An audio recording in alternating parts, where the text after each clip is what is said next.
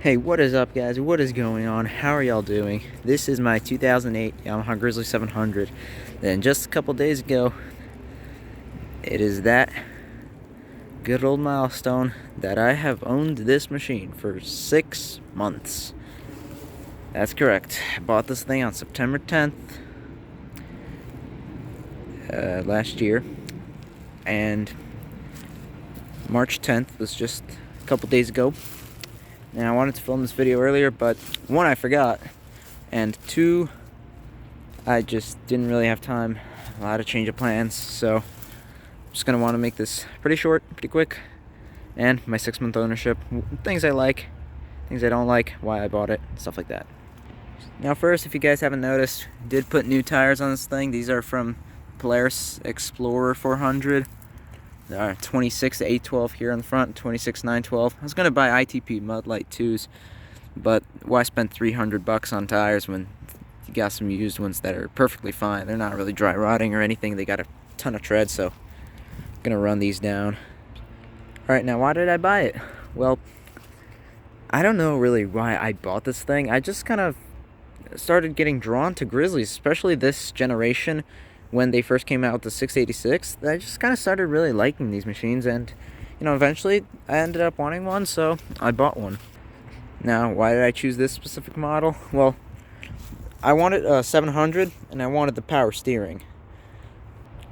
I wanted a 700 because I still have the King Quad 700, and it just didn't make sense for me to downgrade in engine size, so I decided to stay the same. And power steering, I just never owned a power steering bike. My King Quad does not have the EPS, and I just wanted to see how it is. My buddy's got a Kodiak with power steering, and it's nice, and I just wanted to see how it is owning a machine with one. So that's why I pulled the trigger on this one, a 2008, with both of those things.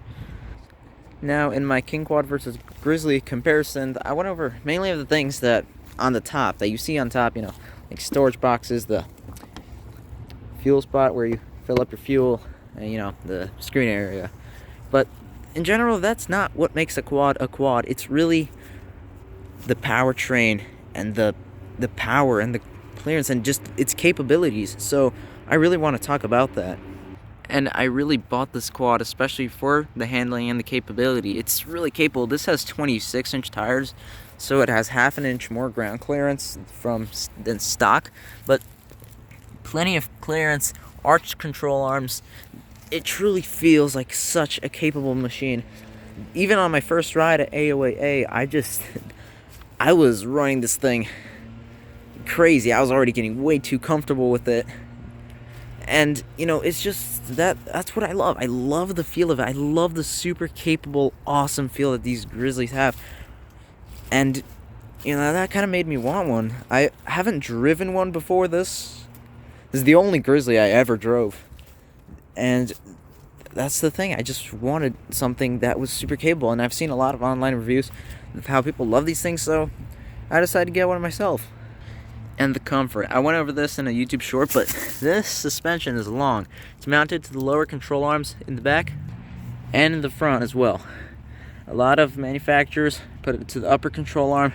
Not as much absorption of rocks that are directly down here on the ground. And so it just absorbs it very well. This suspension is super comfortable. I can't get back. And generally the comfort and just the ergonomics, like the seat's pretty wide, and a lot of people like Suzuki's T-shaped seat, but this is all I need, and this is, if not better, because it's also softer and it's way more comfortable. I also like the flat floorboards. I know a lot of people like raised foot pegs, and the King Quad has those, but I just don't like the floorboards going too deep. This is just perfect for me. I can have easy access to the foot brake. It's just everything I need. The handling of this thing is perfect for anything. Could always stiffen the suspension up if you need to, but the handlebars are just in a perfect position. I'm 5'7" if I had to estimate, and the handlebars are just in a perfect spot. I feel like I'm in a perfect position whenever I'm sitting on this thing, and that's one thing I just absolutely love about it. I can see everything. The screen, even though it's way back, I can see it unless I kind of have my bars completely turned, then not exactly, but then if I have my bars turned so much, I'm probably not going to care about my speed because I'm only going 1 mile an hour tops. You know, Yamaha's also the only Japanese manufacturer to put park gear. Like, this is so good. In my Suzuki, I would have to shift it to neutral, then put on a park brake. Here, I just shift it right to park. Thing rolls in, and it's perfectly fine. I like that. You know, and the maintenance too, the radiator cap, I don't know if you can see, yeah, it's right there. Oil, just pop this little piece off. You got it. I might do an oil change soon. I've worked on this quad a lot. I've torn apart all the plastics, replaced the fuel pump, a bunch of electronics here, which I'm gonna still have to replace, the brake sensor. And generally, I just love how sport utility it is. You know, this especially, they're so customizable. You can do a bunch of engine modifications. A lot of people do snorkels and radiator relocate kits. I've seen a lot of people turning these things into overlanding machines. You can do anything. There is always a Grizzly for your type, and that's what I love about it. Now, sure, compared to the King Quad and especially the Brute Force, this thing, I've heard people say that it's underpowered. Honestly, this is 686, and that's before the 2019 tune-up. And this is just perfect amount of power. I don't see myself needing any more, or basically anyone else. You truly don't need more power. It's just all usable. It's just perfect power band, and that's another thing I absolutely love about it. And yeah, heck yes, it does look very well aggressive just to match all of that. Now for the few things that I don't like, I'm gonna have to be nitpicky on this. A lot of the quality, this gap here, and this, you know, I've seen new Grizzlies have bad quality, not as much as the old ones, but you know, it's just I don't know. I mean, this thing did get a new frame, so it's not expected for quality to be perfect. But like, for example, this, you know, the floorboards, I like these floorboards, they're comfortable, but you know, these aren't used, these were never used hard, and like, look, there's already, they're cracking.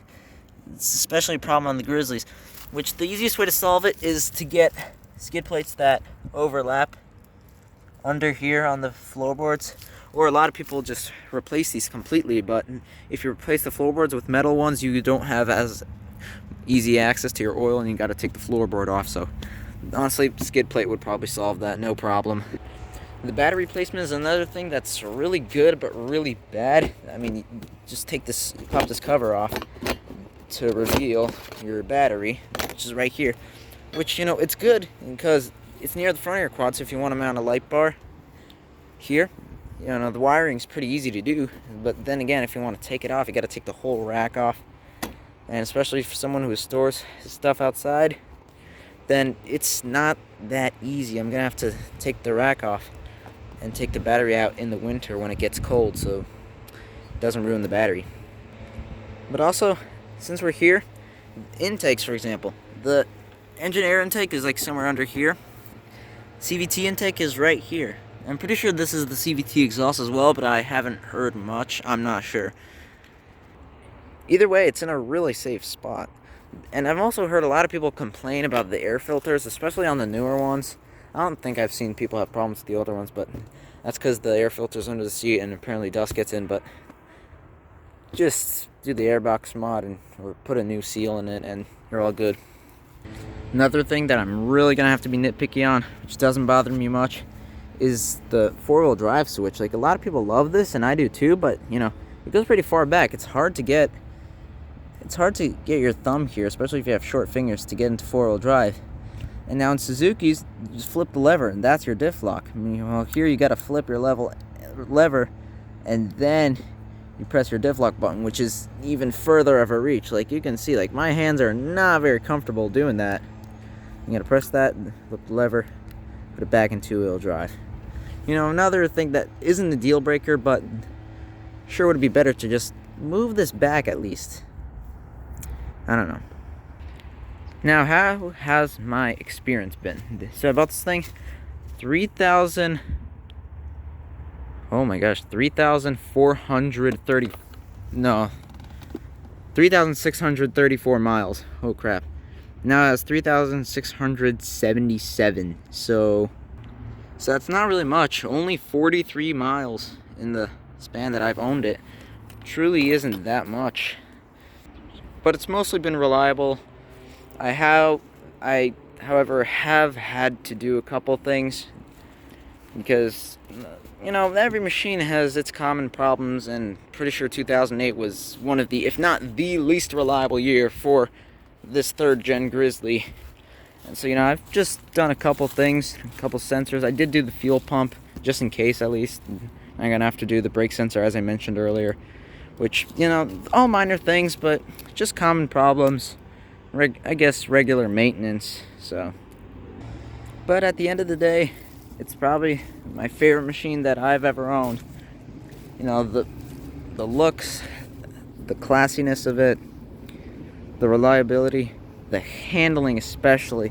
The engine is placed in a perfect spot where you got very good weight distribution. The engine's like right next to that hole.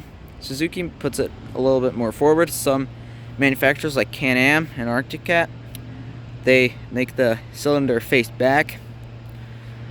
But anyways, this is just really perfect. It's almost as perfect, as close as you get to an ideal quad. Especially though these things hold their value like crazy. I bought this thing 6 months ago for $4,500 US. That is an absolute ton.